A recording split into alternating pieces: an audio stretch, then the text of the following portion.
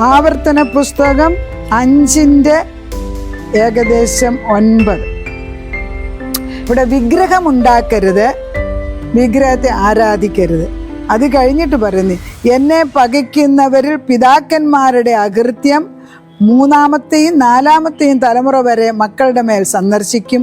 എന്നെ സ്നേഹിച്ച് എൻ്റെ കൽപ്പനകളെ പ്രമാണിക്കുന്നവർക്ക് 1000 തലമുറ വരെ ദയ കാണിക്കുകയും ചെയ്യും. അവിടെ നിർത്താം. ദൈവത്തിൻ്റെ ആത്മാവിൽ ദൈവത്തെ സ്നേഹിക്കുന്നവർക്ക് 1000 തലമുറ വരെ ദൈവം ദയ കാണിക്കുമെന്ന്. ആ കൂട്ടത്തിലാണോ നമ്മൾ? മറന്നു കിടക്കുന്ന പിതാക്കന്മാരുടെ നന്മ പറഞ്ഞ് പ്രാർത്ഥിപ്പീന്. അമ്മയപ്പന്മാർ ചെയ്ത നന്മകൾ ദൈവത്തെ ഒന്ന് ഓർപ്പിക്കുവീൻ.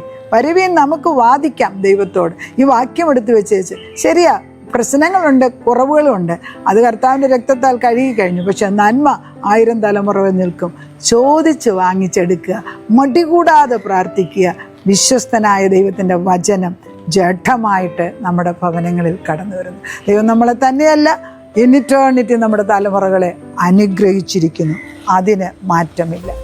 ദൈവത്തിന് നന്ദി, സ്തോത്രം. ആമേൻ.